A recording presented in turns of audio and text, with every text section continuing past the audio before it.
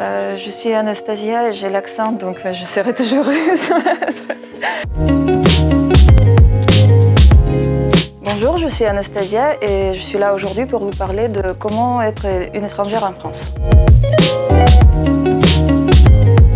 Je viens de Russie, ça fait 6 ans bientôt que je suis en France. Je suis arrivée en septembre 2013. Je suis arrivée pour faire mes études en France dans le cadre de programme de double diplôme. Je faisais mes études à l'Université de Moscou. Et ils nous ont proposé de faire 1 an à l'étranger. Et puis à la fin de ces études, on était censé de venir ici pour 2 semestres et repartir après avec 2 diplômes. Nous, on a choisi aller en France pour pouvoir justement vivre dans l'autre pays pendant 1 an pour cette expérience.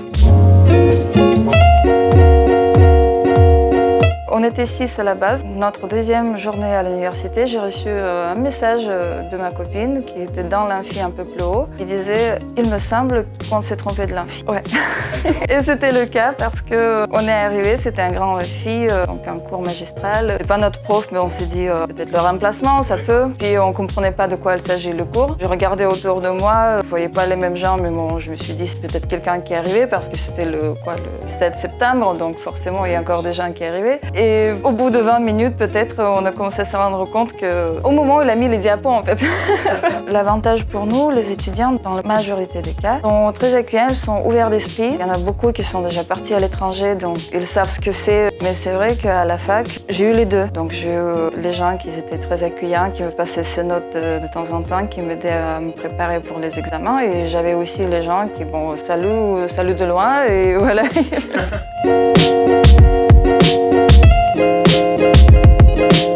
Là, dans l'étape, pour l'instant, de trouver un emploi plus ou moins stable. Depuis mes dernières 3 ans, je travaille. Les premières 3 années, j'ai fait à la fac. C'est bien, mais je me suis retrouvée à 26 ans avec 8 ans d'études, aucune expérience professionnelle. Je me suis dit, bon, si je vais tout de suite pour faire un master à la fac, pour expliquer après 10 ans d'études, ça va être compliqué. Donc, c'était le choix volontaire de partir sur alternance. J'ai eu des réponses. Clairement, on n'est pas sûr que votre niveau de langue suffit pour travailler dans notre boîte. Après, c'était au tout début, mais c'est vrai que j'ai envoyé juste le CV et la lettre de motivation et la personne même pas me reçu comme ça en perso, donc pour pouvoir estimer mon vrai niveau.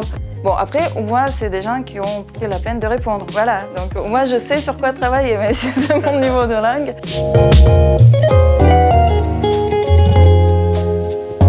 Pour pouvoir demander la nationalité, il faut vivre 5 ans ou valider ton diplôme des études supérieures sur territoire français ou être un scientifique ou peu importe, faire les recherches au bénéfice de la France ou être militaire ou sportif.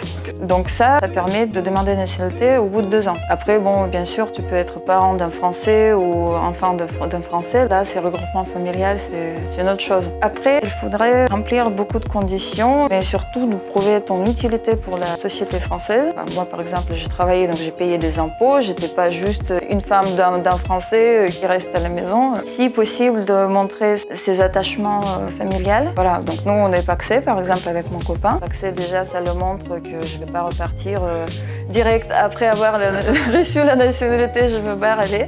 Et idéalement, avoir la preuve de revenus. Donc, soit le contrat, soit les indemnisations de chômage. Mais avec le chômage, c'est délicat parce que quand tu es étudiant étranger, tu n'as même pas le droit d'être inscrite au Pôle emploi. Donc moi, j'avais pas le droit à ça, donc je me débrouillais différemment.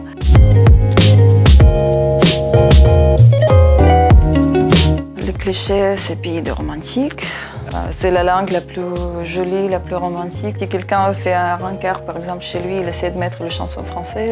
Après, bon, bien sûr, le vin, le fromage, les baguettes, ça, le béret, les petits moustaches et les Marseillais. Donc du coup, on mélange tout.